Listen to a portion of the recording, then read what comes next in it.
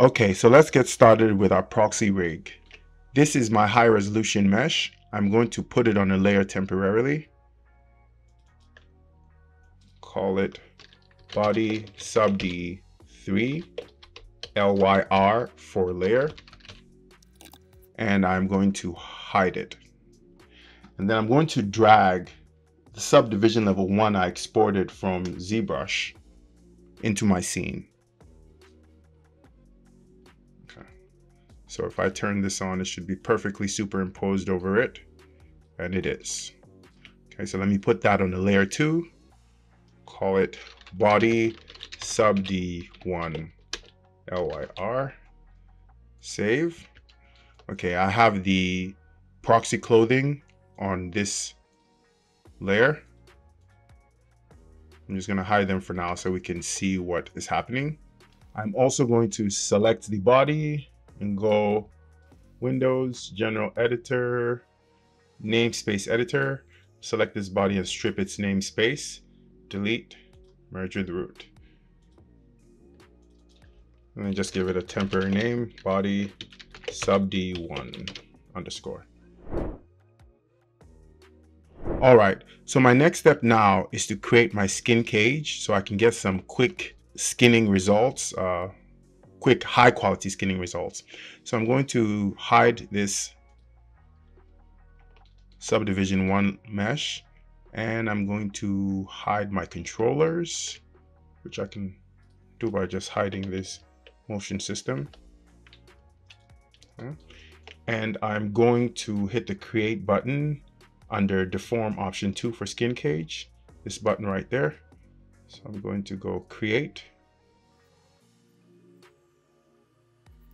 Okay, so it's run into an error, and yeah, I don't know what this error is about. It says no object matches name middle curve. Suppose an error that is preventing the skin cage from completing. I don't know, I'll try to track down the problem, but if the skin cage is not going to work, I'm just going to use traditional skinning methods just to get some quick skinning. You're going to see me do this a lot in this course. If I run into an advanced skeleton issue with advanced skeleton misbehaving, I'm just going to look for an alternative solution in real time. But something like this, I should probably report it and send the file. I don't know why it wouldn't build a skin cage. So I'm going to proceed with the low resolution mesh, and I'm just going to skin it to this skeletal system. Once I'm done getting the cutout information that I need for the proxy mesh, I will delete this. So let me go ahead. I'm just going to select the root of this skeletal system, select the body, go into the rigging tab, and go skin, bind skin, go to the joint hierarchy. I'll go closeness in hierarchy. And for this, I could use classic linear. It doesn't really matter. Interactive works fine. Distance. And I'm going to uncheck maintain maximum influences. Actually, I'm going to keep maximum influences on, and I'm going to make it so that each joint has limited number of vertices it can attempt to influence, because I don't want an actual skin. I just wanted to divide it up into good enough sections that the cutout tool can use to create the proxy rig. So this is about good, and a drop off of 4. I'll just use the default values. No need to colorize the skeleton, and I will go apply. Okay, so now let's take a look at what we have. It's good. So I'm gonna go through quickly and start playing with the skinning. I'm going to skin weights and just see what has influence where. So the root, this one is fine. It didn't seem to cross over. I'm just going to step through. Yeah, it's not a bad binding.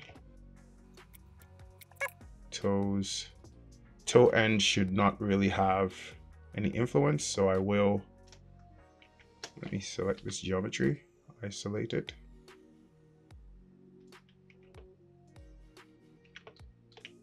I'm going to make sure that toe has full influence here. I'll work on the left side, and I'll mirror the changes to the right. Paintbrush, get a big blocking brush and go replace, and make sure I'm replacing with a value of 0 to get this influence away. Get some big blocked out values. And toe end, I will take influence away from it. So I will erase that. And I'm actually also going to come down here, and under display, I'm going to make my minimum color 0.1 so that I can very clearly see the influences of each joint. Okay, so the ankle has influence there, and I don't need it to have influence in the toe area.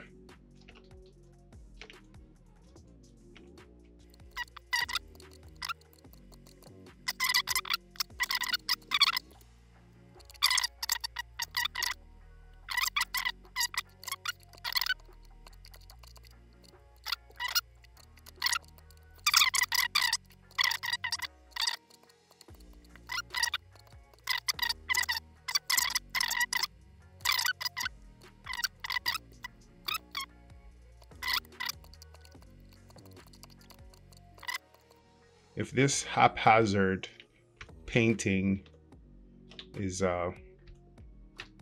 not going to produce some good cutouts, I will refine it and come back.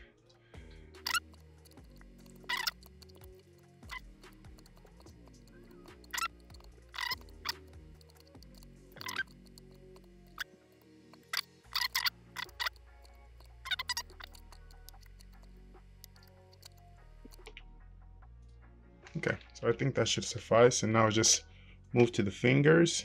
One thing for certain, this last finger joint should have no weighting. So I would flood for all of them.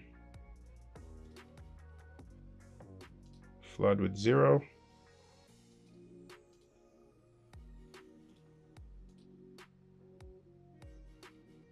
All right, so that's them. And let me look for the thumb. Flood.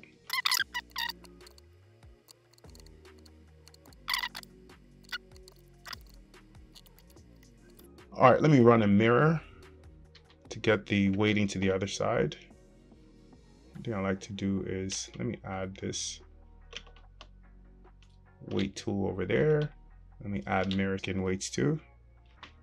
Go to mirror skin weights, and I am trying to mirror over the YZ plane from positive to negative. Closest point on surface. Let me do a 1-to-1. See how things turn out. So I'm going to go apply, and I'm going to check to see if everything mirrored over correctly.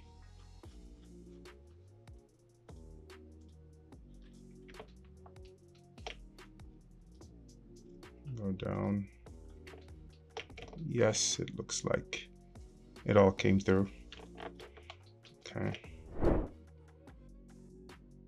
Okay, so now I'm going to run my first test with the cutout tool. I did enough weight painting and I mirrored over, and I just want to see what it's going to do with the weight painting I've given it. And if it has any issues, then I will go in and make refinements.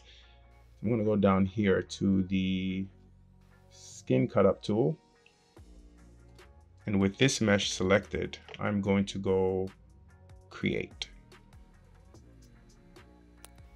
Okay, so it looks like we have a final result. I'm going to hide my body mesh to see what it did. That's the cut up. I'm going to, and I did make a mistake. I do have to turn on offset parametrics, but it doesn't look bad. It looks like it's broken in some areas that could easily be fixed, but I think the main areas, it's done a pretty good job with the cutting.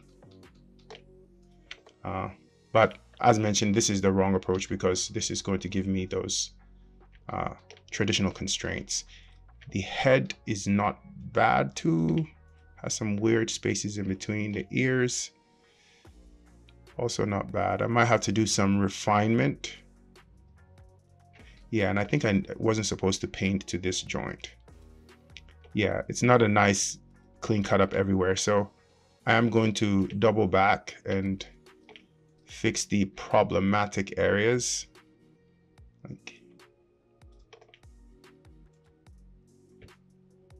This is more than likely connected to the scapula. Let me see what that does. Okay, so if I rotate the scapula control, okay, we have some good stuff for the twist joints. Fairly good cut up there. Let me look at the fingers. Do some basic operations, spread.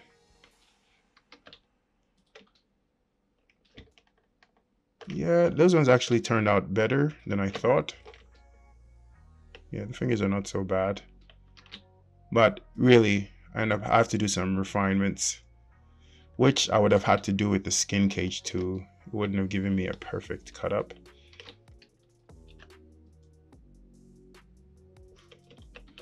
So yeah, I'm going to double back to the file, and I'm going to speed through the skinning cleanup because I did enough of it for you to know what I'm doing. Yeah, this should have definitely been split up for these two joints, so I'll deal with that. Okay, I'm going to speed through weight painting cleanups, and I'll come back for the second cut, this time with offset parent matrix on.